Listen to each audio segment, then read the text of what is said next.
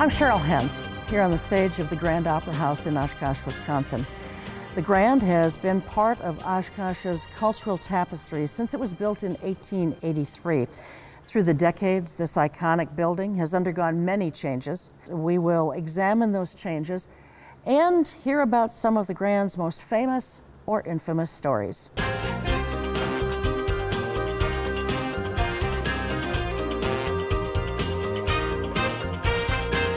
In this segment, the Grand Oshkosh's director Joseph Furlow and I will revisit how the need to install a sprinkler system in the building at a cost of just under $300,000 turned into a project and a major renovation that cost more than $2 million. There was a truss repair that had been made at the Grand Opera House, then it was the Grand Opera House, back in the 1960s, and over time that started to give way. And it could have been a major disaster for this entire structure, which at that time, it was 127 years old, is that right? And apparently when there was a renovation done in the 1980s, they didn't catch that truss issue. So tell us about how it came to be that when a major renovation was undertaken back in 2009, this problem with one of the trusses was discovered.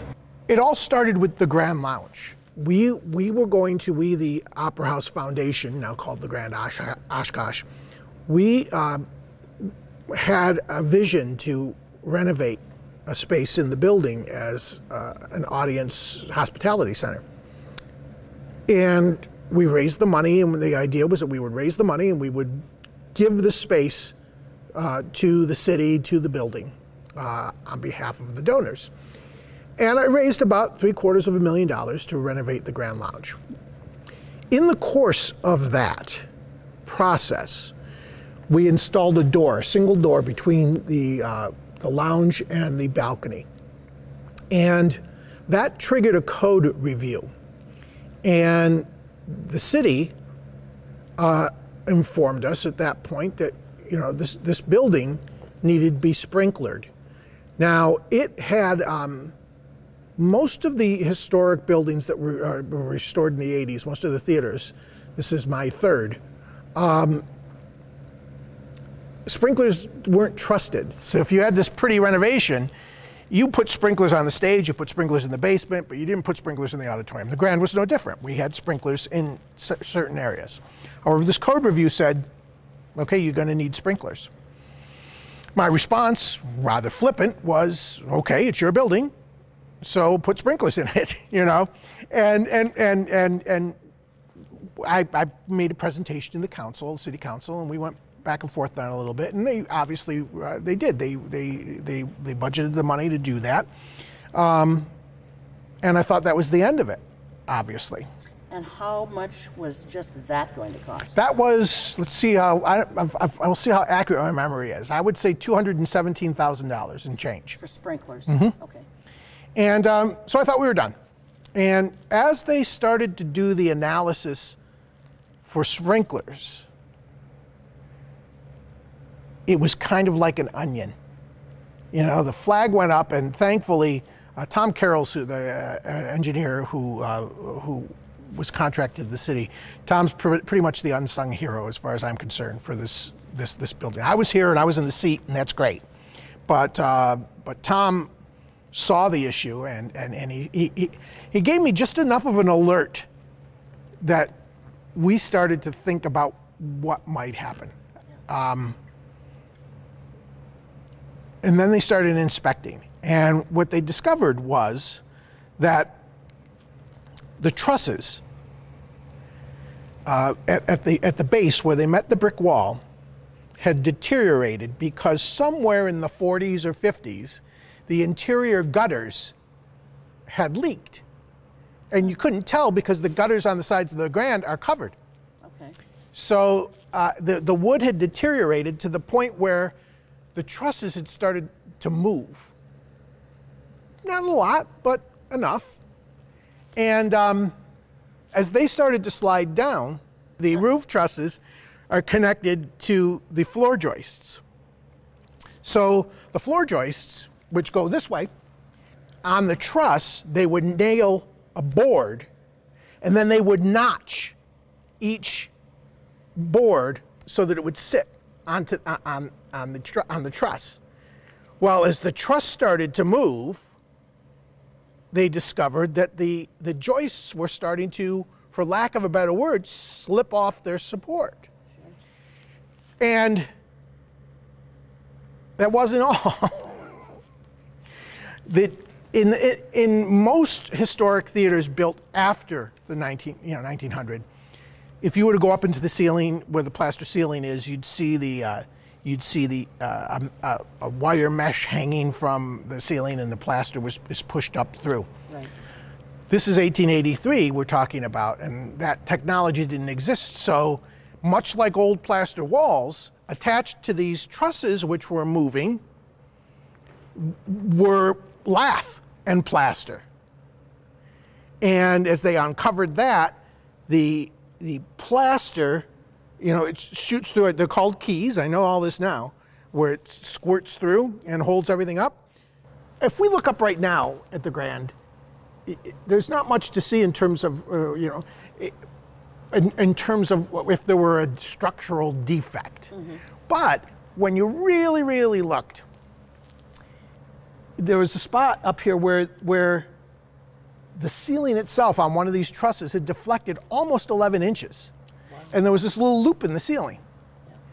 Yeah. And it had been there so long, people assumed, there was no cracking, there was no whatever. It just kind of sagged. And people thought it was, one of William Waters' great designs, except it didn't exist on the other side. But with no real problems, no one really thought twice about it. Sure. But on inspection, it was an 11.5-inch gap. So then we went off and did a little research, how people dealt with this stuff. And Tom called me in an office at the city, and they had done some research, and I think the theater was in Delaware. And there was a story about the issue that they had. And he showed me the pictures to take a look at that. And it was, the interior of the theater, and there was a tarp over the seats, like they were painting or whatever. Mm-hmm. He said, no, go look closely. And it was the entire plaster ceiling had come down in one sheet over looking at current events right now, it's just it. And thankfully the theater was empty at the time and no one was hurt. But I looked at him and he said, it's not a question of if, it's a question of when. So we thought at that point that we were going to close for the weekend. I had, as luck would have it, I had a full house that night. Long story short, we took the show that would have been, it had already played here, it was already set up. It was going to go on at 7:30 that night. From 11 o'clock until that evening, we took it down, acquired Alberta Kimball Auditorium for the night, trucked the entire show across town, worked that, contacted the 600 people who had tickets for that night, and told them to show up at the other place a half hour afterwards, because if people came here by mistake, they needed time to get across town, and opened the show and ran it that night, half hour late. And we sat down and I looked at the staff and said, okay, tomorrow's show, and we started all over again.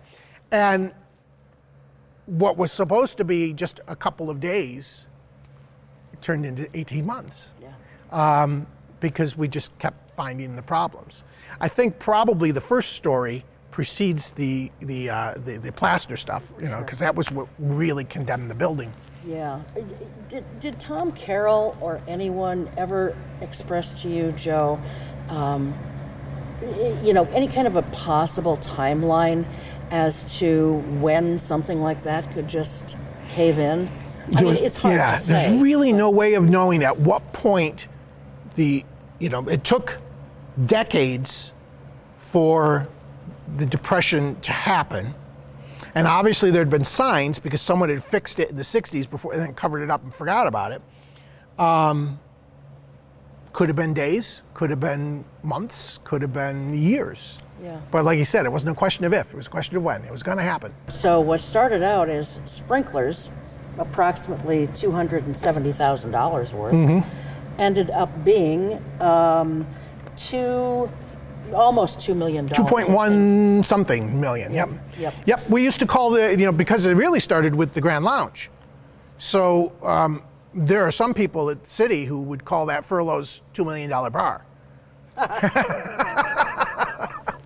And they wouldn't be wrong. What's interesting is the ways to look at it is, right, this very innocent addition to the theater turned out to be a $2 million project. Or you could say this very innocent thing uncovered a problem that could have been a disaster somewhere down the road. This was a major controversy in the city because clearly the city owns the building. Do they still own it today? Yes. And yet there were members on the Common Council that did not want to do this. And I don't know who started this, but someone started an effort called Save the Grand.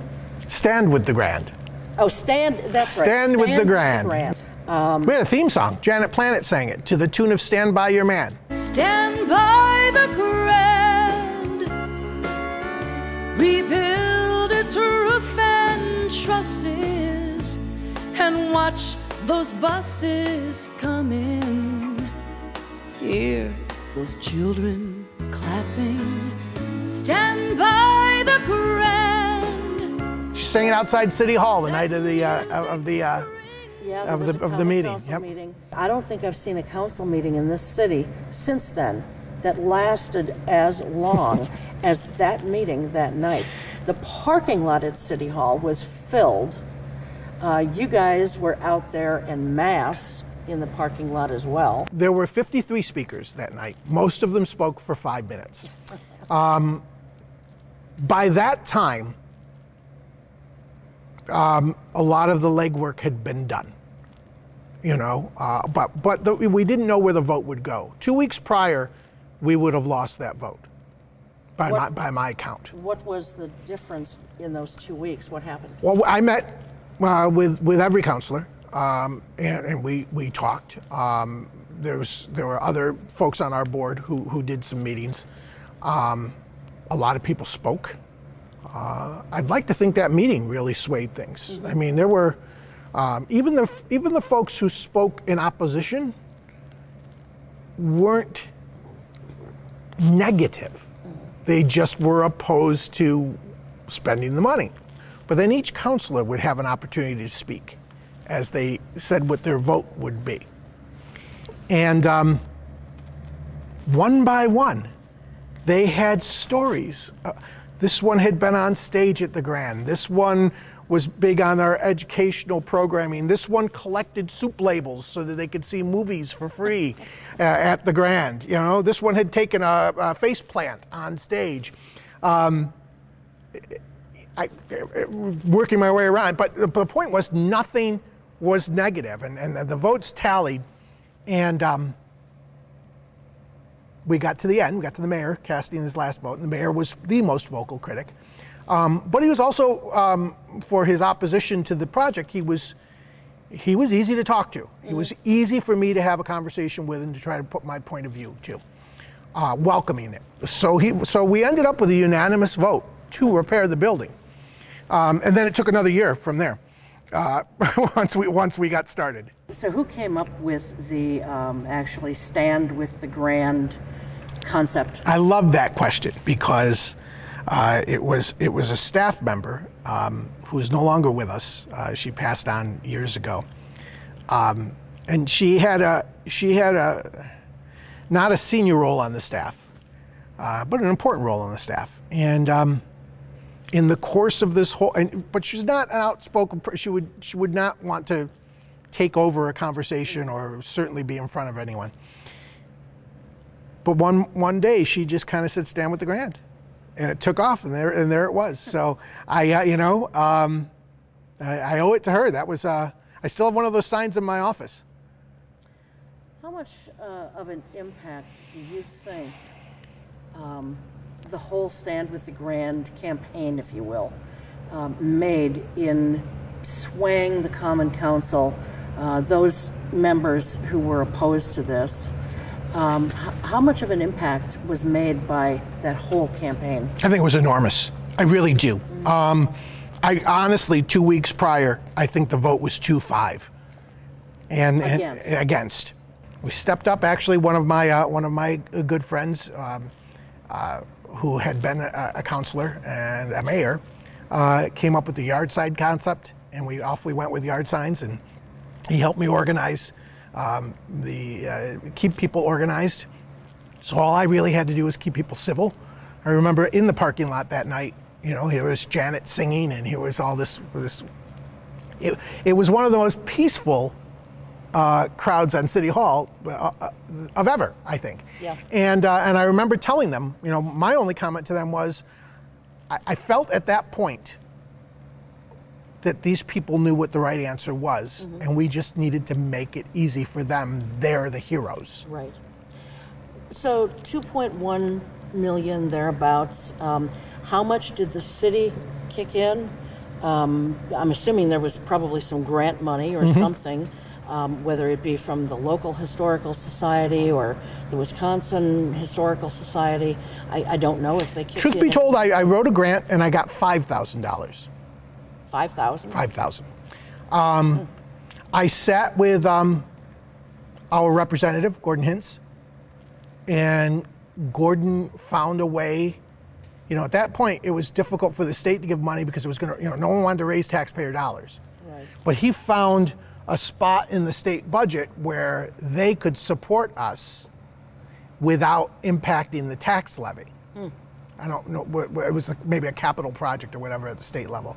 And they put $500,000 in, the state did. Wow, okay. The Grand pledged and only recently paid off $250,000. So we had just above $750,000 came from sources other than the city. Okay. The remaining was city funding.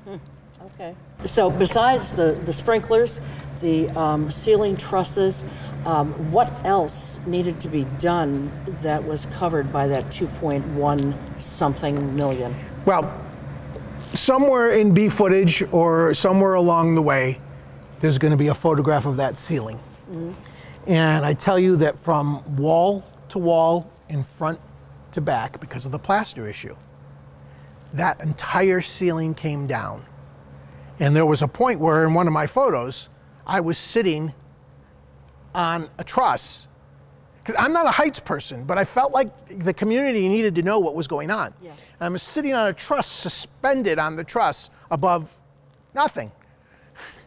And so all of that had to go, and then it had to be restored. And I remember vividly, I was up in the balcony talking to someone when this whole thing went down, and I said, "Don't worry, we're going to put it back just the way it was or better. I'll see to it." And as soon as the words were out of my mouth, this little voice in the back of my head said, "Are you crazy? Do you know what you just said?" But darned if we didn't. And, you know, often the city ends up looking a little villainous. But the fact is, once we got past the issue, the city of Oshkosh, the staff, and they were heroes. Yeah. Our board allowed me to serve almost exclusively as the city's liaison to the contractors, and with the rest of my staff taking over other duties that I would do. They were instrumental in finding the right restoration architects. The paintings are actually superior to what they were in the first restoration. And a lot of that has to do with not only who we got to eventually do the work, but also the color scheme is a little bit more muted than it was early on. And that's largely because the city said, let's do this right, let's get the research done and do it historically correct. If you looked at the theme before, you'd see almost imperceptible changes. Okay. The artwork around the chandelier has been improved. Shakespeare's portrait, which is right above our heads right now, was greatly improved, and color. But the theme of the cherubs around the chandelier and the plants along the walls, actually, if you pulled up an 1883 photo, you'd see exactly the same thing. Amazing. It's been the theme of the building straight up.